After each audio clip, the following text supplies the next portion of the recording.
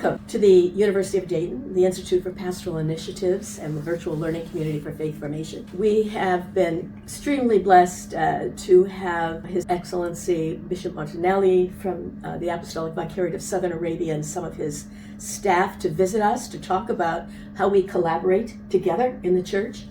And what we would like to discuss is that just for you to become a little more familiar with the bishop and his ministry in what we call AVOSA, Apostolic Vicariate of Southern Arabia, and other areas that really inspire him and move him forward. And we want to end up by talking a little bit about synodality, since synodality today is such an important concept in the church at so many different levels. So welcome, Bishop. We are thrilled to have you with us. Thank you. Great pleasure for me to be with you. Thank you. Bishop, can you just give us a little bit of information about your background? Like, how did you get from Milan to the Apostolic Vicariate of Southern Arabia? Yes, it was a great surprise also for me. So right at the beginning I was completely surprised because I lived for 25 years in Rome as a professor in the pontifical universities. I was auxiliary bishop of Milan for 8 years, and after that I received a call, the appointment of being the Apostolic Vicar of Southern Arabia. I was completely surprised what I have to do with them, with the people there. So after the first moments, I realized that the Capuchins are strongly involved in that region. And therefore I realized, I'm still a Capuchin as well. Therefore, it's possible also for me to be there. Therefore, I accepted in faith and hope and charity this call. I arrived there, and it was for me a great surprise. First of all, to meet many Capuchins. Many of them I knew already. Some of them were my students when I was in Rome. And so it was easy for me to be involved and to work together with them. So this was a great joy for me to meet so many people. I wonder how many people know what a Capuchin is. There are many different types of Franciscans. So what is a Capuchin? So the Capuchin is, first of all, a strong reform of Franciscanism at the beginning of the modern age. And therefore we keep in the history of the Franciscan spirituality this perspective, the perspective of reform, to be always reformed. And so in this sense we always are rooted in the past, but with very open eyes, open-minded, in order to go forth in the future. This is the spirit of reform. I think it's something specific of our spirituality inside the Franciscan family. Oh, that's wonderful. This is a great vocation talk as well, so people can come to understand something about the Franciscan Capuchins. So now you are in the Apostolic Vicariate of Southern Arabia. Like, what is the church like in Southern Arabia? I think many Catholics, particularly in the United States, don't have a sense of the Catholic Church in Southern Arabia. Yeah.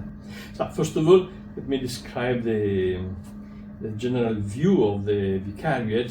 Vicariate is composed by 3 different nations. So first of all, the Emirates, and the Oman and Yemen. As you know, Yemen is under the pressure of the civil war, nearly 10 years at this moment.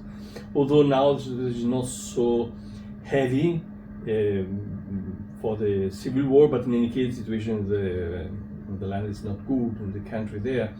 Many Christians have left the country because they have lost the job. Therefore, our presence there is very essential. We have 2 communities of missionaries of Charity Sisters from Mother Teresa of Calcutta and 1 priest.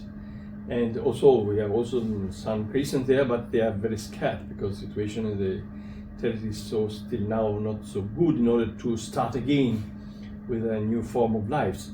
Therefore, this is what we have now. We personally am in contact with the communities of the sisters and the priests nearly daily, so I have always something to share with them. And of course, in Oman, we have 4 parishes in Oman.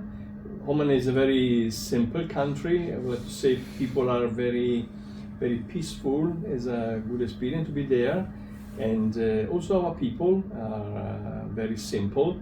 They are engaged in the different works, they have the jobs, and the situation is still calm. But of course, the the biggest number of the Catholics we have in the United Arab Emirates.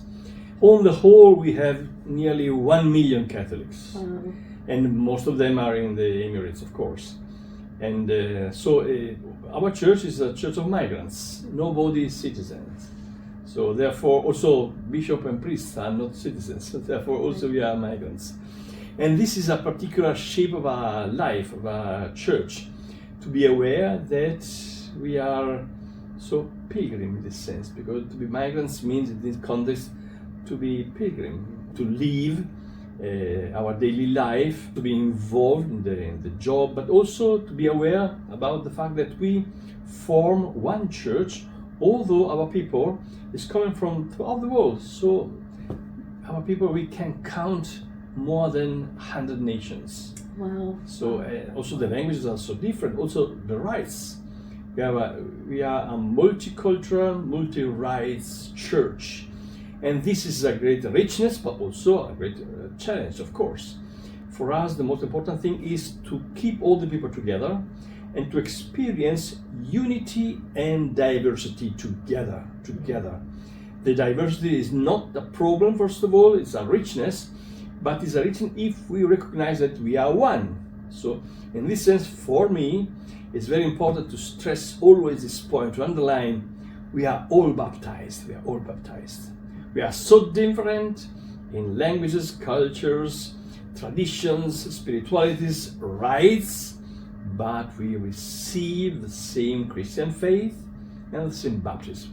Therefore, it's so important because baptism is able to keep all of us together as a people of God. And if we are aware about the importance of the baptism, so we can experience that also differences are richness. We can share and we can walk together with the awareness of the richness we have, because really we are a church of migrants, made of people coming from different parts of the world. Wow, that's such a beautiful image of the global church. You also participated, you've been very active in the synodality, this whole call of Pope Francis for the church to almost imagine a new ecclesiology for the church, a way of being church. What has been your experience with synodality? So I would like to say, first of all, there was the first step of the synodal process.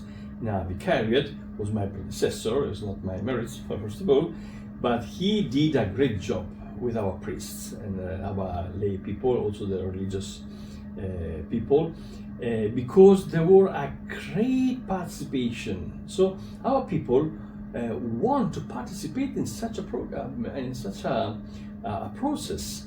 We received a lot of responses in our synodal process, and also we told to the Pope and also to the Secretary of the Synod. He was so surprised to get to know that so many people wanted to be involved in our Vicariate. We received more than 100,000 responses. Wow. So when I tell about this, the other bishops are amazed, because it's not so in the other dioceses, generally speaking. So, and also I can see now, also in the new phases, also I am the delegate of the Latin bishops of the Middle East, therefore I was in Rome for 4 weeks with the Pope and the other bishops, and was so interested to share our experience. So first of all, the joy of our people to be involved in such a process in which it's possible to share experiences, to share perspectives, to share also visions and dreams for the future.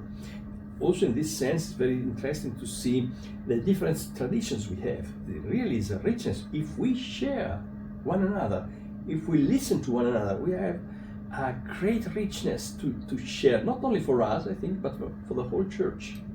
We're really grateful, Bishop, for you to be visiting with us and sharing this. And those of you who are members of the VLCFF, you'll be seeing some new courses emerge, highlighting the Catholic Church in the Middle East. And it's important for us to understand that we are a global church. We need to understand one another. We need to engage in dialogue. And I think if we can come to understand the global understanding of the church, we can come to appreciate our parishes, our beacons of light, families, and all that shift that's going on today within the church. So, Bishop, thank you for being with us today. Thank you. God bless. Thank you. God bless. Great.